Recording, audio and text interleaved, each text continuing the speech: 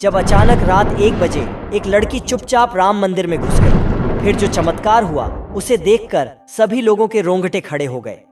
अयोध्या में राम मंदिर की प्राण प्रतिष्ठा से पहले और बाद में कई सारे चमत्कार देखने को मिले हैं, जिससे यह साबित होता है कि सनातन ही सत्य है। उस समय कई जगहों पर गिद्धों का दिखाना, कई जगह पर भालू का प्रकट होना, प्रभु श्री राम की मूर्ति के साथ एक वानर का चलना और साथ ही साथ मंदिर के गर्भगृह में वानर की मौजूदगी। कई ऐसे बड़े चमत्कार राम मंदिर में देखे गए हैं जो साक्षात प्रमाण देते हैं कि सच में कोई तो ऐसी शक्ति है जो इस संसार को चला रही है।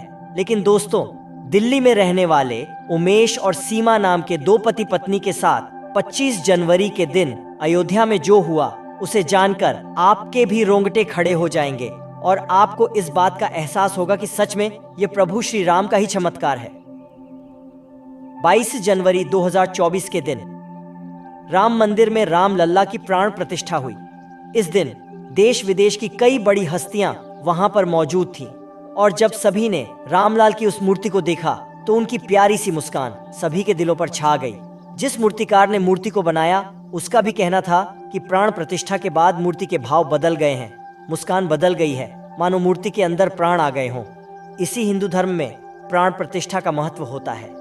इससे एक बात तो साबित होती है कि अयोध्या में साक्षात राम लल्ला विराजमान हो गए हैं। 24 जनवरी 2024 से आम श्रद्धालुओं के लिए प्रभु श्री राम के द्वार खोल दिए गए और श्रद्धालुओं की लाखों की तादाद मंदिर में दर्शन करने के लिए पहुंच गई और तकरीबन 6 लाख लोगों ने 24 जनवरी को राम लल्ला के दर्शन किए। उमेश और सीमा राम मंदिर जाना चाहते थे क्योंकि उनके पिता भी एक बहुत बड़े राम भक्त थे और अयोध्या में राम मंदिर निर्माण के लिए उन्होंने कार सेवा में भूमिका निभाई थी। उनके पिता अपनी आंखों से राम मंदिर का निर्माण नहीं देख पाए, लेकिन अपने पिता की एक तस्वीर साथ में लेकर वह अपनी पत्नी और 12 साल की बच्ची के साथ दिल्ली से अयोध्या रवाना हो गए। उनका मानना था इस फोटो के माध्यम से वह श्री प्रभु श्री राम के दर्शन अपने पिता को कराएंगे। लेकिन उमेश को इस बात का अंदाजा नहीं था कि 24 जनवरी के दिन और ज्यादा भीड़ राम मंदिर आने वाली थी। जब वे अयोध्या पहुंचे तो वाकई में अयोध्या का नजारा देखने लायक था। रेलवे स्टेशन पहुंचकर उन्हें महसूस हो रहा था मानो वे साक्षात देवनगरी में आ गए हों, क्योंकि त्रेता युग में अयोध्या को देवताओं का नगर कहा जाता था। ऐसा कहते हैं जब भगवान विष्णु ने प्रभु श्री राम रूप में अवतार लिया और अयोध्या में जन्मे तो कई देव देवी देवता उनकी प्रजा बनकर अयोध्या में जन्मे और उनकी लीला को अपनी आंखों से देखा। जब प्रभु श्री राम सरयू नदी में समाहित हो गए तब सभी नगरवासी भी सरयू नदी में समाहित हो गए, क्योंकि वह सभी देवी देवता ही तो थे। जब उमेश और सीमा ने अयोध्या नगर की भव्यता को देखा तो उनके भी होश उड़ गए, क्योंकि यह कोई सामान्य बात नहीं थी। इससे पता चलता है कि भारत में मंदिरों का कितना महत्व है। अगर किसी स्थान पर एक भव्य मंदिर का निर्माण होता है तो वह शहर की प्रगति को साथ लेकर आता है, कई लोगों को रोजगार दिलाता है और साथ ही साथ उस शहर की प्रगति का माध्यम बनता है। ऐसे ही अयोध्या में जिस प्रकार से राम मंदिर का निर्माण हुआ था वैसे ही वहां पर प्रगति साफ तौर पर दिख रही थी। लेकिन जब उमेश और सीमा अपनी 11 साल की बच्ची के साथ राम मंदिर पहुंचे तब वहां पर बहुत ज्यादा भीड़ मौजूद थी। शाम का समय था और इधर उधर भगदड़ मच रही थी। पुलिस प्रशासन जैसे तैसे भीड़ को काबू करने में लगा था, लेकिन भक्त प्रभु श्री राम के इतने दीवाने थे कि वह तो बस किसी भी तरह बस एक झलक राम लल्ला के दर्शन करना चाहते थे। इस बीच उमेश जी भी अपनी पत्नी और बच्चे के साथ लाइन में लग गए। तकरीबन 4 से 5 घंटे उन्हें लाइन में लगना पड़ा, लेकिन उन्होंने अपना अनुभव बताते हुए कहा कि इतनी भीड़ होने के बावजूद भी सभी भक्त एक दूसरे के साथ समन्वय बनाए हुए थे। सभी के मन में राम बसे थे, इसीलिए सभी के अंदर राम सी मर्यादा आ गई थी। सभी भक्त बहुत शांतिपूर्ण तरीके से उसे लाइन में लगे हुए थे और हमें 4 से 5 घंटे के पश्चात राम लल्ला के दर्शन करने का सौभाग्य प्राप्त हुआ।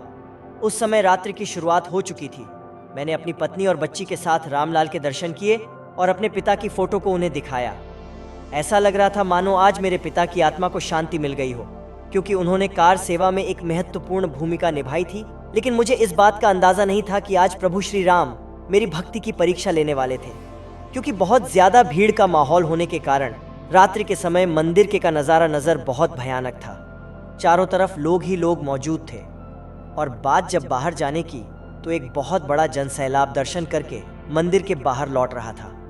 इसी बीच अचानक से मेरी पत्नी सीमा का हाथ मेरी 11 साल की बच्ची हर्षिता से छूट गया, लेकिन भीड़ में उसे इस बात का अंदाजा नहीं हुआ। हम प्रभु श्री राम का नाम जपते जपते मंदिर से बाहर आ गए, और जब हमने देखा कि हमारी बच्ची हमारे साथ नहीं है तो हमारे भी होश उड़ गए। चारों तरफ देखने पर केवल और केवल भीड़ नजर आ रही थी और बच्ची का कोई अता पता नहीं था। हम चार तरफ उसे ढूंढ रहे थे और हर किसी से उसके बारे में पूछ रहे थे। कई लोगों को हमने उसका फोटो भी दिखाया, लेकिन किसी को कोई जानकारी नहीं थी कि आखिर वह कहाँ पर है। हम उसी जगह पर फूट फूट कर रोने लगे और चारों तरफ भटकते भटकते उसे ढूंढने लगे, और देखते ही देखते तकरीबन रात के 1 बज गए, लेकिन हमारी बेटी का हमें कुछ पता नहीं चला था कि आखिर वह है कहाँ। तब तक हम थक हार कर उस समय हनुमानगढ़ी मंदिर पर पहुंचे, जो कि अयोध्या राम मंदिर से 1.5 किलोमीटर की दूरी पर है। हम अपनी बेटी को इधर उधर ढूंढते ढूंढते अचानक ही हनुमानगढ़ी मंदिर पहुंच गए थे। जब हम वहां पहुंचे तब हमने हनुमान जी से प्रार्थना करी कि प्रभु श्री राम के कार्य को पूरा करने के लिए आपने महत्वपूर्ण भूमिका निभाई थी, और आज हम भी राम लल्ला के दर्शन करने आए थे, लेकिन हमारी बच्ची कहीं लापता हो गई है। हे पवन कुमार, हम आपसे विनती करते हैं, इसे प्रभु श्री राम का कार्य मानकर हमारी बच्ची का किसी न किसी तरह पता लगाइए। कुछ देर हम हनुमानगढ़ी मंदिर में बैठकर ही रोते रहे, बिलखते रहे। ना कोई हमें सहारा देने वाला था और ना ही कोई आंसू पोंछने वाला, लेकिन एक विश्वास था कि संकट मोचन हनुमान जी हमारे संकटों को जरूर दूर करेंगे। तभी उस स्थान पर एक ऐसा चमत्कार हुआ जिसकी हमने कल्पना नहीं की थी। हनुमानगढ़ी क्षेत्र में हमें एक बंदर दिखाई दिया जिसका मुख लाल था और उसके हाथ में एक रुमाल था। जब हमने उस रुमाल को ध्यान से देखा तो वह रुमाल हमारी बेटी हर्षिता का था, लेकिन सवाल यह था, आखिर वह रुमाल उस बंदर के पास कैसे आया? उमेश और सीमा के रोंगटे खड़े हो गए, लेकिन अभी भी उनकी बेटी नहीं मिल पाई थी। वह इसे हनुमान जी का संकेत मान रहे थे, जिसके बाद उन्होंने उस बंदर का पीछा करना शुरू कर दिया और वह बंदर के पीछे पीछे चल दिए।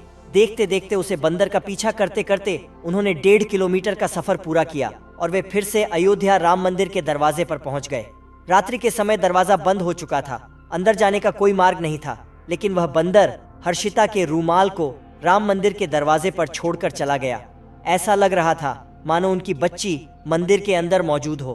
अब उमेश और सीमा के सामने अब इंतजार करने के अलावा दूसरा और कोई रास्ता नहीं था। सुबह तक उन्होंने इंतजार किया।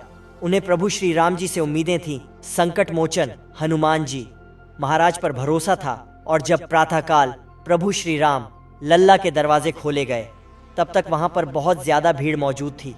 ऐसा लग रहा था इतनी भीड़ में आखिर वह अपनी बच्ची को कैसे ढूंढ लेंगे। तब जैसे ही राम मंदिर का दरवाजा खुला तो उमेश और सीमा के रोंगटे खड़े हो गए, क्योंकि अंदर मंदिर के पुजारी अपने हाथ में उस बच्ची को लिए खड़े हुए थे। अगर आपने अभी तक हमारे चैनल सनातन मिरेकल को सब्सक्राइब नहीं किया है तो पहले चैनल को सब्सक्राइब जरूर करें, और अगर आप भगवान श्री राम को मानते हैं तो कमेंट बॉक्स में जय श्री राम अवश्य लिखें। उनका कहना था कि यह बच्ची शायद रात्रि से ही इस मंदिर में है। सुबह प्रातः दरवाजे खुलते ही हमें ये राम लल्ला के गर्भगृह में थी। अच्छी, ऐसा लग रहा था साक्षात राम लल्ला इसके साथ खेल रहे हो, और साथ ही में एक बंदर भी वहां पर मौजूद था जो हमें इससे मिलकर कहीं अंतर्ध्यान हो गया। सीमा और उमेश को अपनी बच्ची पुनः मिल चुकी थी। उनका विश्वास नहीं टूटा था, बल्कि उनकी आस्था और ज्यादा बढ़ गई थी। लेकिन प्रश्न अभी भी यही था कि आखिर उनकी 11 साल की बच्ची हर्षिता रात्रि के समय मंदिर में कैसे रह गई? क्या वह मंदिर के अंदर ही छूट गई थी, या फिर बाहर बहुत ज्यादा असुरक्षा होने की वजह से? यह हनुमान जी का चमत्कार था कि उन्होंने किसी तरह से उस बच्ची को राम लल्ला के गर्भगृह में छोड़ दिया। जो भी हो, लेकिन यह भी एक बहुत बड़ा चमत्कार था कि एक माँ बाप को अपनी गुम हुई बच्ची प्रभु श्री राम जी की कृपा से पुनः प्राप्त हो गई। इसके बाद में पुनः दिल्ली के लिए रवाना हो गए और अपने साथ घटी इस घटना के बारे में उन्होंने सभी को बताया। सबका एक ही कहना था कि जिस शहर में प्रभु श्री राम का निवास हो और जिसके रक्षक स्वयं हनुमान हो, ऐसे स्थान पर किसी भी प्रकार के भय की क्या जरूरत है। दोस्तों, आज की यह वीडियो आपको पसंद आई हो तो आप लाइक जरूर करें, कमेंट बॉक्स में सच्चे भक्त जय श्री राम लिखें, और हमेशा ऐसी सत्य चमत्कारी घटनाएं देखने के लिए हमारे चैनल सनातन मिरेकल को सब्सक्राइब करके बेल आइकन को प्रेस कर ले। अभी के लिए आप सभी दर्शकों को जय श्री राम।